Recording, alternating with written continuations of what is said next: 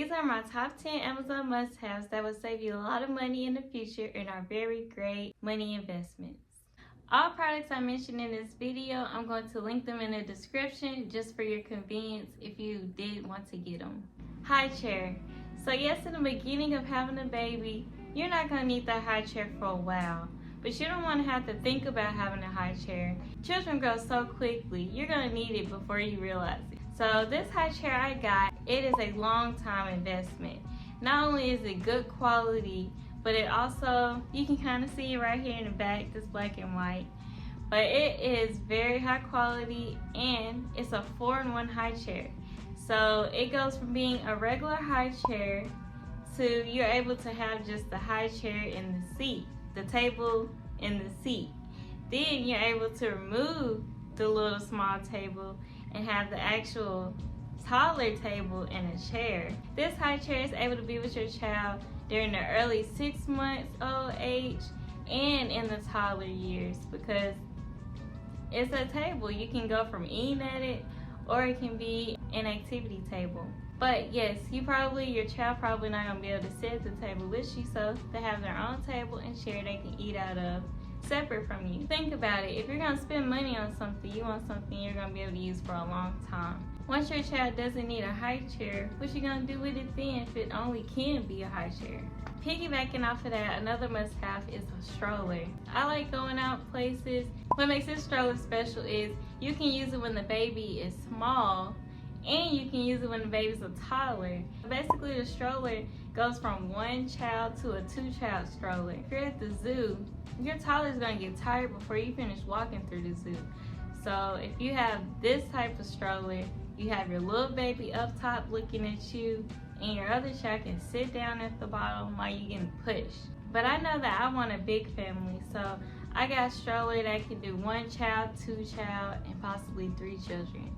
It's very good, and it's very thick. The wheels are thick. It's very sturdy, durable, and it has a little weight to it. But once you figure out how to use it, it's not bad at all. And that's another thing. When you buy this stroller, it automatically comes with a car seat. So that already checks off 2 boxes in 1 purchase. So it's another one-time purchase that you'll be able to use for years and through many children. The next thing you're definitely gonna need if you have a newborn is burp cloths. Now people would say you can't never have enough burp cloths. I think you can have enough, but I'm kind of more of a minimalist. But let me tell you this, all burp cloths are not equal. I've had a few variety of burp cloths, and some of them, as soon as the baby spit up, they're soaking wet. They're so thin, they're soaking wet. Like, you don't want to keep using no damp burp cloth on your child's face every time they spit up. And you don't want to have to change out your burp cloth every time they spit up. So, strike out on those. Another burp cloth I've had, it's so small it doesn't cover enough space to where if she spit up, it don't even get on the burp cloth. It's on your arm, it's on your other clothes. What's the point of having a burp cloth if it ain't big enough to cover enough areas? And another thing with burp cloths is you'll have the burp cloth on you. It's in the correct spot. And the baby spits up on it, and instead of absorbing the spit up immediately, it rolls down the burp cloth and get directly on your clothes.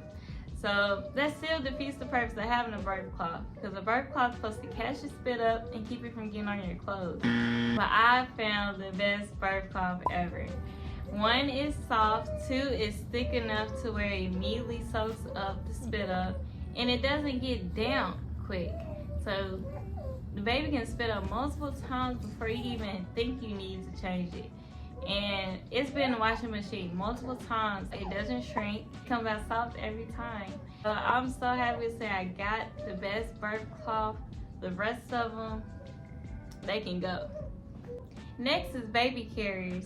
I'm a believer that you can't spoil a baby, at least a baby who can't walk, because they're not able to be independent because they can't walk.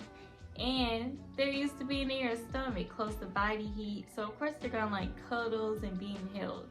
So I don't think that's spoiling them. But we'll be lying if we say our arms don't get tired. And one thing that's helped me when it's come to multitasking, or if I'm trying to go to the grocery store, that's a big one for the grocery store. If you're going to the store with, the way I use it is I'll book her in the car seat, and car seats are super heavy. So as soon as we get to the store, I just go to the back seat of the car. I already have it strapped on me, the baby carrier, and I just strap her on in there, and I can walk around the store, do whatever. I don't have to worry about anybody stealing the car seat. I don't have to worry about anybody taking the baby, because anywhere I'm going or turning my back anywhere, she's right there with me. I know where she at. She can't be taken from me. As far as working around the house, your arms are free, so you're still able to wash dishes. I wouldn't cook with her in there, especially if you got oil or something. You don't want to burn her or pop her with the oil. But it definitely comes in handy when you're walking around the house trying to do laundry and such, vacuuming. And usually when I put her in there, she falls straight asleep. I think it's because, you know, it's bouncing just like it was in the belly. So she's bouncing as I move around, and it just rocks her straight to sleep. So she really likes it. The one I really like using is my Infantino baby carrier, but I also have a ring sling as well. And I can link both of those down below. With the ring sling, it's more of a cloth instead of straps. It's a more tighter knit feel, especially for smaller babies, making them feel like they're still in your belly. Both wraps can be used for newborns, and I'm pretty sure the ring sling can be used for a little bit of older children, but usually people use straps by then. So I just use the other one mainly because it's a smaller learning curve as far as just clicking in all the hooks.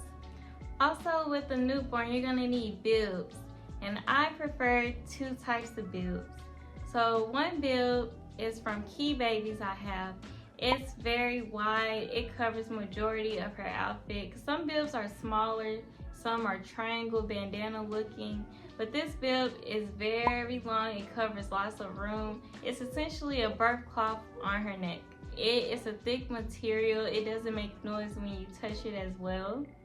And the other bib I recommend is a silicone bib, and that's for when the baby starts eating foods, real foods, not just milk. And it has a little cup at the bottom, so it can catch a lot of the stuff that might drop from her mouth if she's eating like purees or just messy eating in general. It's not gonna get on her clothes. It's easy to rinse off under the sink, and it reduces the amount that gets on the floor, other than when your baby just throws or dumps something on the floor. Next is a good diaper bag. The diaper bag I have, it has a zipper on the back side that you're able to easily reach. If you put the diapers and wipes at the bottom, you can easily reach for it. Also on the front zipper of the backpack, it has 3 pockets where it's insulated. So if you're putting baby bottles in there, it's gonna help keep the temperature of it the same. Comes with 2 pockets on the side and a mesh pocket in the front. So I put things like a few personal items in there, chapsticks, hand lotion, and sanitizer. And then on the inside, it has 4 different pockets on the side, and it has a zipper pocket. But I think it's very convenient the way it's made, and it's very durable so far. I've been using it for almost 5 months. It's pretty good quality. Another thing that I think is really important is a good nose sucker. So yes, suction bulbs, I don't like using them on the nose. It's very hard, and the baby's gonna cry either way, just so you know.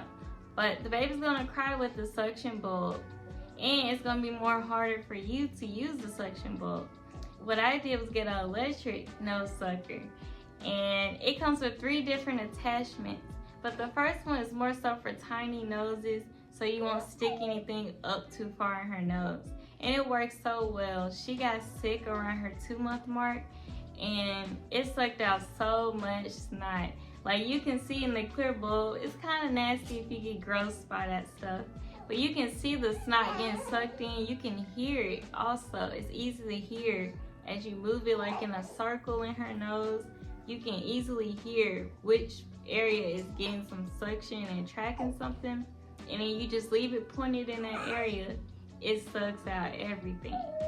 And that helped me a lot when she got sick because she had a lot of mucus. But don't get me wrong, you still do need those suction bulbs. I recommend you have at least 2, one for the nose and one for the mouth.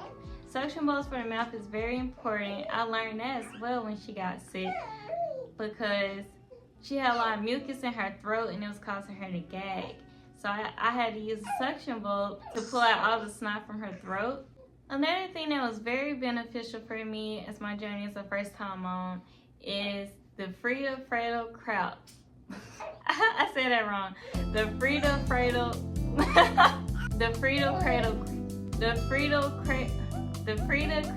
kraut kit. It comes with a stand that has a brush, a sponge, and a comb. I know she just interrupted in my video. I guess she has some things she wanted to recommend too. But my daughter, she didn't have an intense or severe case of cradle kraut, but she definitely did have the little scales and the redness on her scalp.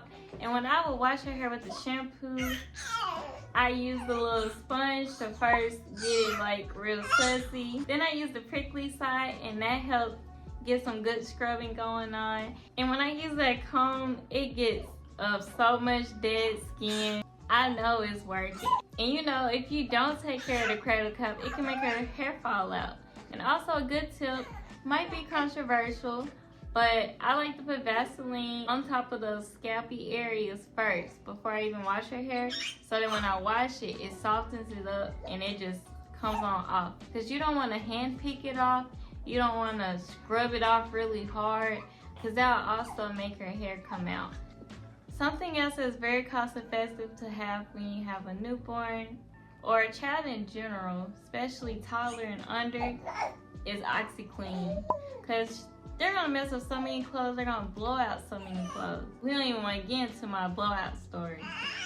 She has a thing for blowing out every time we go out the house. At home, she's cool. Out the house, it's a mess. She says, no, that ain't true. But you're gonna need some OxiClean because your clothes gonna get all them yellow stains that regular washing isn't gonna get out. So go ahead before you even have to deal with your first blowout and get you some OxiClean, get you a 5-pound maybe. And what I like to do is put it in the washing machine. I like to use warm or hot water. It's up to you. I do a small load of water and I just estimate that by the amount of gallons of water in there, it's most likely gonna need 2 scoops. So I pour that in there into 2 scoops and then I'll close it and start the load for like 30 seconds so it can dissolve up all the OxiClean. And so then I stop it, it has bubbles in it. Then I add in my clothing that I need to stain treat. I put it in there, do it for 30 seconds again so it can get fully saturated. And you usually want to do this like at the end of the day because you need it to soak at least 6 hours. So I do it near the end of the day. And by the time I wake up in the morning, I can just turn back on that load, let it wash with the OxiClean. I'm gonna rewash it again with actual detergent. And they came out clean. I was like, yep, I need this. And another thing you need is a diaper changing mat, because this mat is gonna be able to be in your diaper bag and you can use it when you go to them diaper changing stations in the bathroom, because usually those aren't clean and they usually don't have the little cloth that's supposed to go on it anyway. So you can lay your baby on there. It has cushion. You can also have one for home if you didn't want to have a diaper changing station, if you're low on space. So you could just have that mat to put under her every time you change your diaper, and that'll allow you to be able to change her on the bed, on the couch, on the floor, wherever. The one I got is from Key Babies. I really like their stuff. A lot of their things are high quality. They're thick, more absorbent than other things, and you can put it in the washer and it come out the same way. Something I definitely recommend if you're wanting to breastfeed is this Philips Avent water bottle.